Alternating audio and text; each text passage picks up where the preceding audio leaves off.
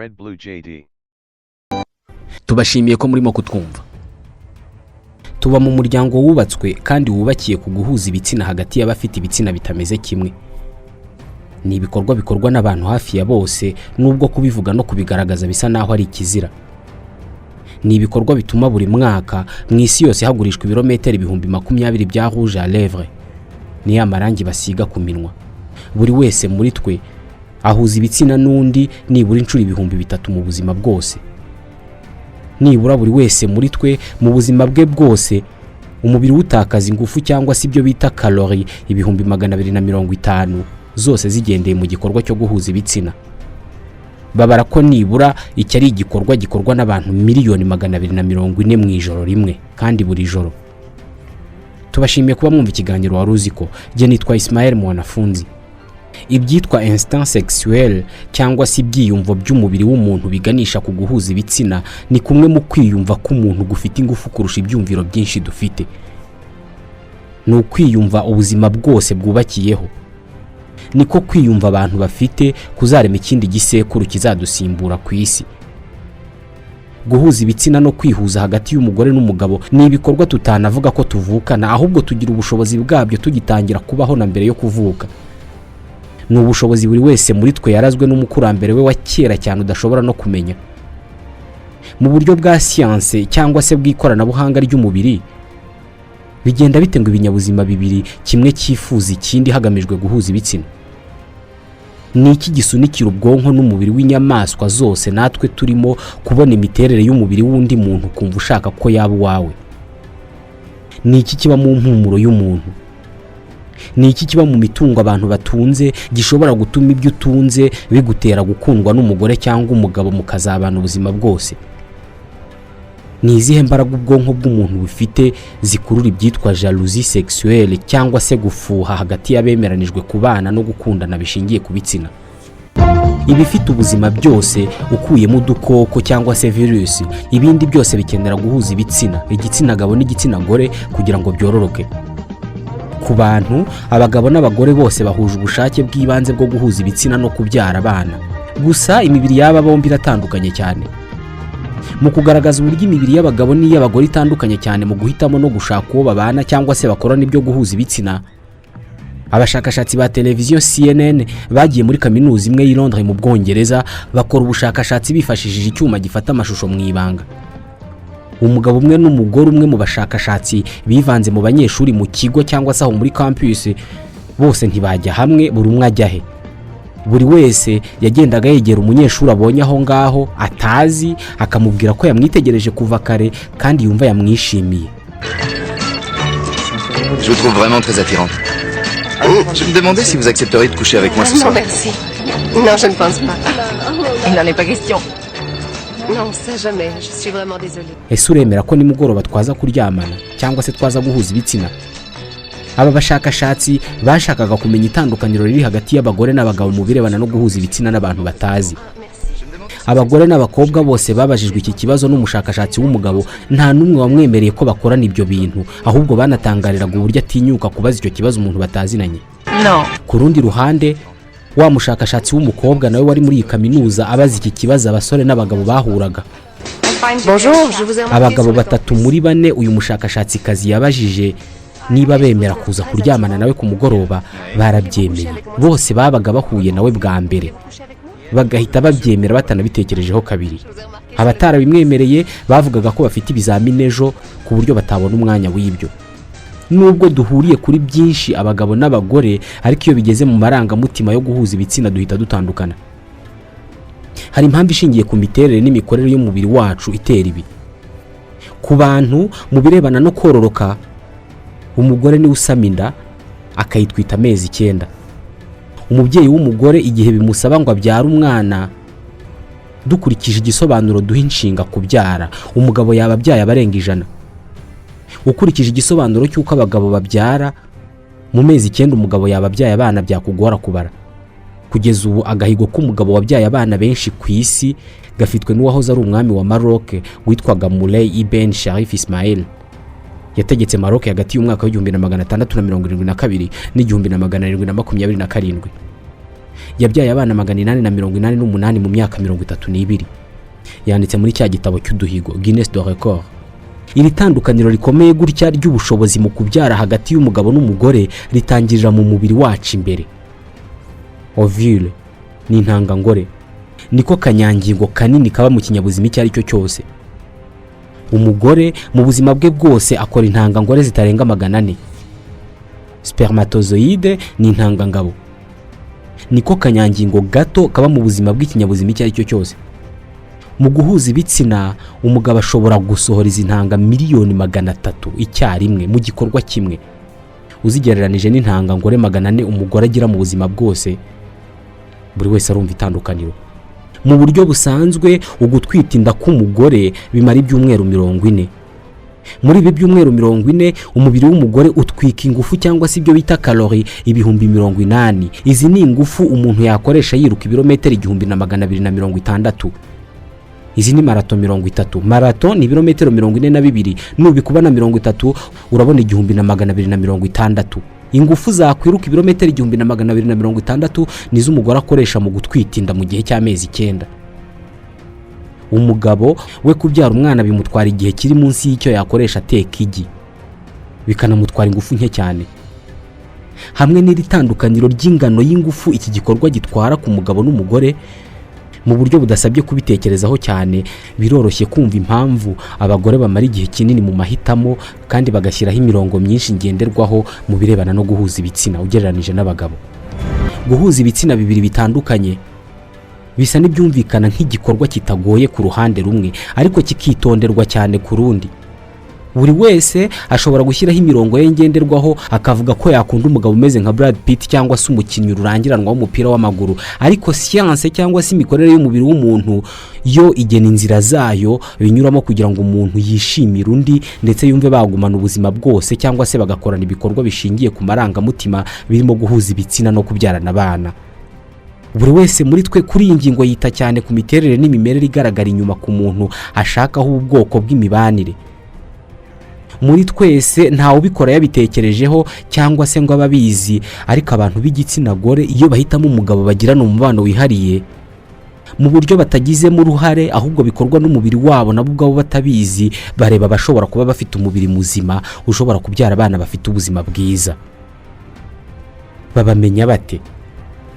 Hari ubushakashatsi bwinshi bwerekanye ko imiterere y'umubiri w'umugabo igaragaza uko ubuzima bwe bushobora kuba buhagaze ndetse n'uko ubuzima bw'abana yabyara bwaba bumeze.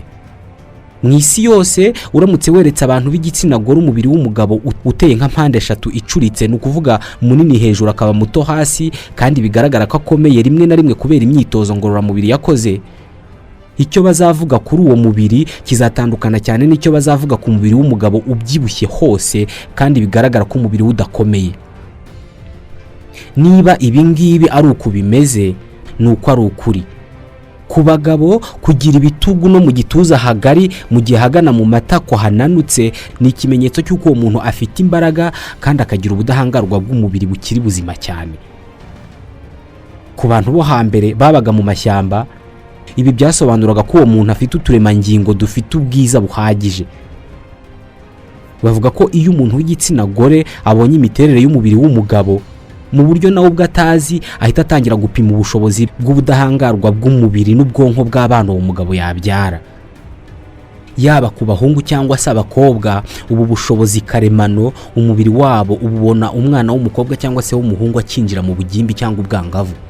Abamvuze bwa nyuma baba bazi neza ko umuhungu ufite umubiri bigaragara ko ukomeye, usibye kuba ari muzima, uwo muntu abanashobora no kubarinda igihe bari mu bibazo.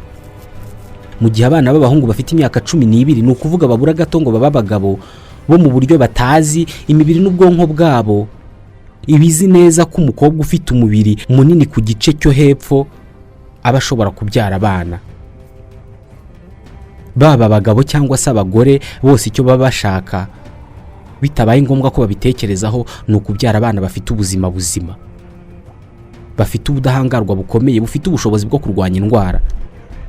N'iby'ikiyumviro cyabo kirebana n'iby'ibitsina cyangwa se instinct sexuel ibishaka. Buri umwe mu bantu babiri babyarana aho umwana babyaye ku bushobozi bwe bwo kurwanya indwara. umuhanga mu by'ubuzima bw'abantu akaba n'umwarimu muri kaminuza ya Nouveau Mexique, Randy Sanhill, atekereza ko iyo umuntu ahuye n'undi bafite gahunda yo kureshyanya, ubwonko bwa buri umwe muri bo ako kanya bakibonana buhita bukora imibare yo gupima ubuzima bw'uwo muntu mu gihe cy'amamilisegonde, ni ukuvuga igihe kitageze ku isegonda rimwe. Bubikora nyir'ubwite atanabizi. Avuga ko icyo tuzi ari ukureba tukamenya ko uyu muntu runaka ateye mu buryo butuma wumva umukunze kurusha abandi, nyamara ahubwo muri icyo gihe umaze kubona ko ari mwiza, imibare myinshi kandi ikomeye ihita itangira gukorwa n'umutwe wawe, bigakorwa utabizi kandi vuba cyane. Kuri we amazuru ni igikoresho gikomeye cyane mu kumva ubutumwa bw'ibanga bwoherejwe n'umuntu wakunze, ubutumwa bugaragaza ko uwo muntu mushobora kubyarana abana bafite ubuzima buzira umuze. Randy Sanhill yasabye abanyeshuri b'abasore kwambara imipira y'umweru bakayikina na basket bayibiriramo ibyuya. Mu byuya bya buri umwe muri twe haba harimo ubwoko bw'umusemburo witwa pheromone. Ni umusemburo wa buri wese muri twe utagira impumuro, ntuhumura ntunanuka, uvuburwa n'urwungano rwitwa glande sudoripale. Niwo musemburo ushobora gutuma umwana amenya nyina akamutoranya mu bandi babyeyi kandi uwo mwana apfutse mu maso cyangwa se atareba. Yasabye abanyeshuri b'abakobwa kwinukiriza ya mipira abahungu bakinanye, bakabikora bataza bayambaye. Hanyuma buri umwe muri bo akagenda atanga amanota kuri buri mupira akurikije icyo yakunze kurusha ibindi. Nyuma Randy Sanhill yapimye système immunitaire cyangwa se ubudahangarwa bw'umubiri wa buri musore muri babandi bakinnye basket n'uwa buri mukobwa muri babandi binukirije ya t-shirt. Yapimye icyitwa complexe majeur d'histocompatibilité cyangwa se CMH. Iki ni kimwe mu bigize umubiri bikomeye cyane mu kudufasha kurwanya indwara. Mu gupima yasanze buri mukobwa yakunze impumuro y'umupira wambawe n'umusore ufite CMH itandukanye n'iye, ni ukuvuga umuhungu ufite ubudahangarwa butandukanye kure n'ubwe. Muri make Randy Sanhill avuga ko umugabo cyangwa se umugore ufite impumuro kamere itandukanye n'iyawe ubwo aba afite ubudahangarwa bw'umubiri butandukanye n'ubwawe, bivuze ko haba hari amahirwe ko umwana wanyu yazagira ubudahangarwa bw'umubiri bwuzuye. Abantu bose baba abagore cyangwa se abagabo buri munsi imibiri yabo iba yiteguye gushaka umubanyi, ni ukuvuga umugabo cyangwa se umugore ufite ubushobozi bwose bwo kororoka bikwiye. Gusa bisa naho nta numwe muri twe umenya ko umubiri urimo gukora ibi bikorwa. Ibi byose biterwa n'umwe mu misemburo y'imyororokere nk'uwitwa testosterone. Iyi testosterone buri gihe ihora ivubuka mu maraso yacu. Birahagije kubona umuntu umubiri wawe wishimiye byonyine, agace k'inyuma k'amaso kabundikiye imboni kitwa pipiye kagahita gatangira gukweduka. Kumubona iyo bihise bitanga igisubizo cyiza, ni ukuvuga ko iyo ubonye ikimenyetso cy'uko nawe yakubonye, ako kanya bihita bitera impinduka zifatika mu mubiri. Ubwonko bw'abo bombi babonanye, yaba ubw'umugabo cyangwa se ubw'umugore, buhita buvubura ubwoko bw'umusemburo mwinshi witwa dopamine. Ni umwe mu misemburo yo mu bwoko bw'amaneurotransmitter. Neurotransmitter ni umusemburo ukora akazi ko kujyana amakuru ava mu tunyangingo tumwe tw'ubwonko ajya mu tundi. Ni ubwoko bw'imisemburo ikora nk'intumwa. Dopamine ivuburwa n'ubwonko buri gihe iyo ukoze ikintu kikagushimisha. Buri gihe ikintu kigushimishije kivubura uyu musemburo. Ku yindi nshuro iyo ugitekereje, dopamine irongera ikavuka, ari naho hava kubatwa n'ikintu runaka. Dopamine ni ituma abantu banywa ibiyobyabwenge batabireka. Ku ngingo irebana no kubana no guhuza ibitsina, iyo umuntu umwe abonye undi akumva aramukunze no ku rundi ruhande bikabuko, imibiri y'aba bombi ihita ivubura dopamine. Niyo mpamvu umuntu wakunze undi hari ubwo buri gihe yumva ashaka kumubona, kuko uko amutekereje ubwonko buvubura wa musemburo w'ibyishimo n'akamenyero, maze akamushaka nk'uko umwata barishaka. Iyo bigenze gutya, urwungano rwitwa adrenale ruhita ruvubura undi musemburo witwa adrenaline. Ni umusemburo wongera ingano y'amaraso umutima ukwirakwiza mu mubiri. Kuri iyi ngingo ho, adrenaline ivubutse ihita iyobya amaraso yajyaga mu gifu. Iyo amaraso yajyaga mu gifu ahinduye inzira, bihita bigutera icyitwa trake. Ni ukumva mu nda hasa n'ahajemo umuyaga, ariko bigasa n'ibikuzamuramo amarangamutima yo kwishima. Hanyuma amaraso menshi ahita azamuka, akaba menshi mu munwa no mu bice by'imyororokere. iyo umugabo abonye umugore akumva aramukunze cyangwa se umugore akabona umugabo akumva aramukunze, ibi byose biba mu kanya nk'ako dukoresha duhumbya. Ibimenyetso byabyo bigaragara inyuma ku mubiri byambaye umwambaro wo kubura uko umuntu yifata, isura ikamugaragaza nk'umuntu wishimye ariko wabangamiwe. Iki gihe biba bikomereye ubwonko bwawe gutekereza ikindi kintu kitari uwo muntu. Gusa kwishimira umuntu bitewe n'uko asa cyangwa se n'uko ateye ntabwo bihagije. Hari ubushakashatsi bwakozwe n'Abanyamerika bwagaragaje ko abagabo bafite abagore cyangwa se bubatse ingo binjiza amafaranga menshi 50% kurenza abagabo bafite imyaka imwe n'iyabo ariko batashatse. Aba bashakashatsi batekereza ko impamvu yo kunguka amafaranga menshi ku bagabo bubatse ingo ari uko imyumvire y'abagore mu birebana n'ibitsina mu buryo nabo batazi ibasunikira guhitamo umugabo babona ko azashobora kubeshaho abazamukomokaho. Ibi ntabwo biba bisobanuye ko igitsina gore gishyira ingufu mu gushaka umugabo ufite ubutunzi. Kenshi biba nyiri ukubikora atanabigizemo uruhare. Ushaka kureba uburyo ubutunzi bw'umugabo ari ingenzi ku nyamaswa zose z'ingore, byagusaba gusura zimwe muri zo cyangwa bya bigo bituramo inyamaswa. Mu isi y'inyamaswa, ingabo ifite ubutunzi ikundwa n'ingore zitagira umubare. Nk'urugero, ubwoko bw'inyoni ziba mu mazi zitajya ziguruka zitwa penguin. Kuri bumwe mu bwoko bwa penguin, amabuye ni ubutunzi bukomeye cyane. Ku nkengero z'amazi, penguin y'igihangange ihubaka icyari cyiza cyane kigizwe n'ibimera n'amabuye. Uko ishobora kwegeranya amabuye manini yo kubaka icyari kinini kandi gikomeye, niko iba ifite ubushobozi bwo kurinda abana bayo ubukonje. Uku ni nako kandi bifite amahirwe yo kurinda igi ryayo rikazavamo umwana ufite ubuzima bwiza. Iyi ntishobora kubura penguin y'ingore. Penguin z'ingore ntabwo zishaka ingabo zifite ubutunzi gusa, ahubwo zinashaka ifite ubushobozi bwo kuzarinda abana bazabyara. Ntabwo biba henshi, ariko muri Leta Zunze Ubumwe za Amerika hari amashyirahamwe akora akazi ko guhuza abagore babyifuza n'abagabo b'abakire bahuriye mu mahuriro yitwa Millionaires Club. Hari nka Millionaires Club yitwa Matchmaker, yubatswe n'igitekerezo cy'uwitwa Patty Stanger. Bafite urubuga rwa internet, ushobora kurusura, Millionaires Club. Les femmes n'ont jamais le droit de demander à un homme combien. Avuga ko muri uyu muryango wacu abagore badafite uburenganzira bwo kubaza abagabo ingano y'amafaranga bakorera, kandi ariko byakagenze. Avuga ko yagize igitekerezo cyo gushinga uyu muryango kubera ko yabonye ko abagabo bafite amafaranga baba bakora cyane maze ntibabone umwanya wo kwita ku by'imibanire. Mu kubafasha yashinze ishyirahamwe aho abagore nabo bafite ikibazo cy'imibanire bahuzwa n'abo bagabo badafite umwanya w'icyo gikorwa. Et pourtant ils avaient tout ce qu'il fallait, si on peut dire. Abaherwe bavuye imihanda yose bishyura ibihumbi 20 by'amadolari kugira ngo bajye muri iryo shyirahamwe. Abagore bo ntacyo bishyura.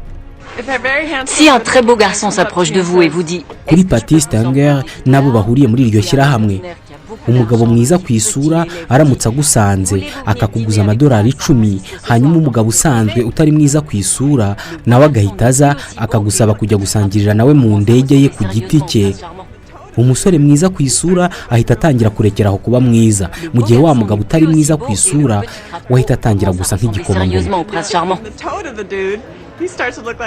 Bemeza ko amafaranga ari ikintu cy'ingenzi cyane ku ngingo yo gushaka abana no kubarera. Niba abagabo bafite impamvu 1000 zo guterwa ishema no kuba hari icyo batunze, mu nyamaswa hwizi ingabo zifite ubutunzi cyangwa se ubuhangange ziba zifite uburyo bwinshi bwihariye bwo kwereka inyamaswa z'ingore ubwo bubasha bwazo. Hashize ibinyejana by'ibihumbi by'imyaka, abantu bariho icyo gihe batasaga natwe batangiye guhitamo abo babana cyangwa se abo babyarana bashingiye ku bazi ubwenge kurusha abandi. Hari abashakashatsi bavuga ko kuva iki gihe ari bwo ubwenge bw'abantu bwatangiye kwiyongera. Nibyo wabyumvise neza, birashoboka ko ubwenge bw'abantu bwongerewe cyane n'ubushobozi bwabo mu guhitamo abo babana n'abo babyarana. Bemeza ko tutateje imbere ngo tunakuze ubwonko bwacu gusa kugira ngo tubeho byonyine.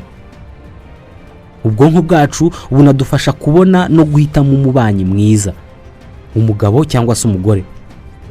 Ikimenyetso cy'uko ubwonko bw'umuntu bwatejwe imbere ndetse bukongererwa ubushobozi no guhitamo uwo muzabana tugisanga mu by'abahanga bita le principe du handicap. Hari inyoni yitwa pao. Ni inyoni ifite ubunini busanzwe ariko ikagira imirizo miremire cyane. Hari igihe mwene iyi nyoni igitaratse iyo mirizo yayo, ibirizo bikaba binini cyane, bigataraka, bigafata ubuso bunini kandi bifite amabara menshi cyane meza ku buryo ubona bisa n'imitako. Kenshi iyi nyoni ikora ibi iyo ishaka kureshya indi y'ingore. Kugira ngo itaratse iyi mirizo yayo kandi yiha amabara y'imitako, bisaba gukoresha ingufu z'ubwonko nyinshi cyane yagakoresheje ibikorwa byinshi byayitunga. Gukoresha ubwonko ibikorwa nk'ibi bigamije kureshya inyamaswa z'ingore byonyine, abahanga babyita ubumuga. Niyo mpamvu babyita principe du handicap. Kuri twebwe abantu, hari abahanga bavuga ko ubwonko bunini aribwo bubamo ubwenge bwinshi. Gusa ubwonko bunini nabwo butwara ingufu nyinshi mu mubiri wa nyirabwo.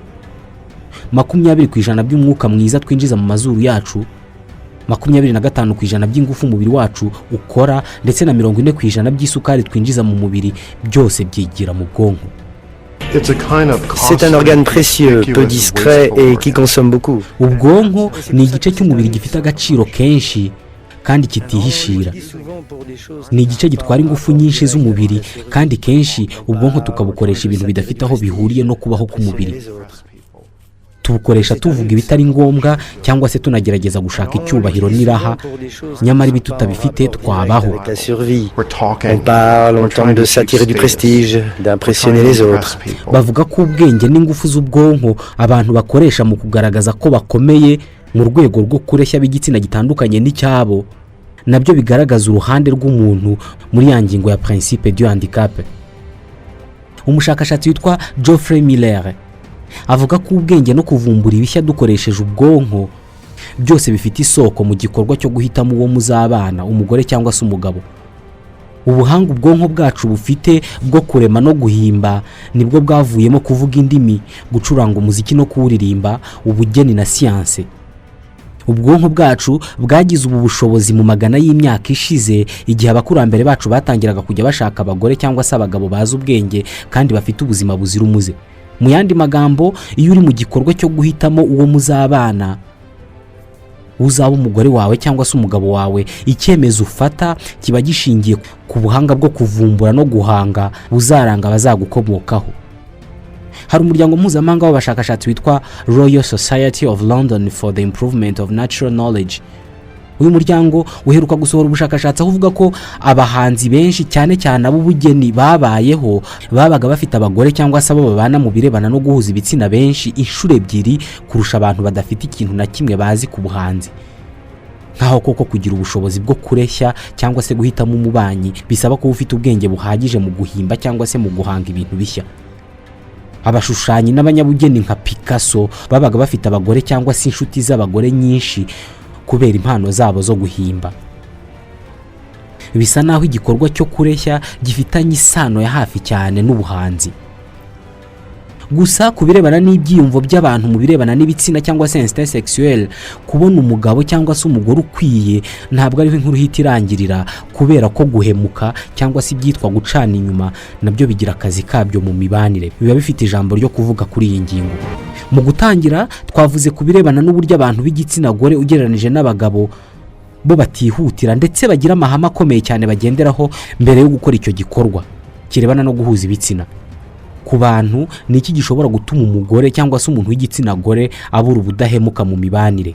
Igisubizo nanone kiri mu mikorere y'umubiri wacu. Hari irindi tandukaniro rikomeye hagati y'imibiri y'abagabo n'iy'abagore risunikira ibyiyumvo byabo mu guhuza ibitsina cyangwa se instinct sexuel mu byerekezo bitandukanye. Abagabo benshi uburumbuke bwabo buhoraho buri munsi, igihe icyo ari cyo cyose umugabo muzima yabyara. Ibyo buri wese arabizi. Ku bagore birasa n'ibigoye. Kubirebana n'uburumbuke cyangwa se kuba umuntu yasama inda, abantu barihariye mu muryango wose w'inyamaswa. Inyinshi mu nyamaswa ingore zigaragaza mu buryo bweruye umunsi wazo w'uburumbuke. Zimwe mu nyamaswa zigendera ku maguru abiri twe tutarimo, ariko zinagaragaza imyanya yazo y'imyororokere ku bushake iyo umunsi w'uburumbuke wageze. Ku muntu iki gihe kimenywa na nyir'ubwite, bivuze ko niba bashaka kororoka bisaba ko umugabo agomba kuba hafi muri iyo minsi mike y'uburumbuke umuntu agira. Ku bantu ubushobozi bwo guhisha igihe cy'uburumbuke busobanuye ikindi kintu. Bisobanuye ubushobozi bwo gutwara inda no gutwita bigizwemo uruhare n'undi mugabo utari uwasezeranye n'umugore. Geoffrey Miller avuga ko mu buryo batagizemo uruhare imibiri y'abagore ishobora kubasunikira mu bikorwa byo guca inyuma abo bashakanye. Avuga ko umubiri wabo ushobora kubasunikira guca inyuma abo bashakanye kubera ko umubiri ubwawo uba uzi neza ko ari igihe cyiza cyo gushaka umwana uzagira ubuzima buzira umuze, kandi rimwe na rimwe ukabasunikira guhuza ibitsina n'umuntu batashakanye. Hari abashakashatsi bavuga ko mu isi yose umwana umwe mu bana 10 arerwa n'umugabo utazi ko atari we wamubyaye. Ni ukuvuga ko umugabo umwe mu 10 aba yarigeze gucibwa inyuma n'uwo bashakanye kandi ibyo ntabimenye. Ku nyamaswa zose ziba ku isi biba ari ishyano ku nyamaswa y'ingabo kurera umwana w'indi nyamaswa y'ingabo. Ishyari cyangwa se gufuha mu binyabuzima byose biterwa n'uko ibyiyumvo byawe biba bizi neza ko hari ubutunzi bwawe burimo gutunga utunyangingo tutari utwawe cyangwa tutagukomotseho. Umubiri wawe uba uzi neza ko hari ikinyabuzima cy'ikinyamahanga cyaje mu buzima bwawe. Iyi ishobora kuba imwe mu mpamvu n'amakimbirane mu miryango. Iyi ishobora kuba ariyo mpamvu abagabo bose bagira mu byumviro byabo birebana n'ibitsina ibyitwa jalousie sexuelle cyangwa se gufuha ku rwego ruruta rw'abagore. Ibi bita jalousie sexuelle ku bagabo ni imyiyumvire y'umubiri wabo iba mu mico yose yo mu isi. Hari komisiyo y'umuryango w'ubumwe bw'Uburayi yakoze ubushakashatsi ku mpamvu zitera ubwicanyi mu miryango. Ubushakashatsi bwagaragaje ko 1/3 cy'ubu bwicanyi bwagiye buturuka ku gufuha no gukeka gucana inyuma hagati y'abashakanye. Ni naho dusoreje iki gice cy'iki kiganiro.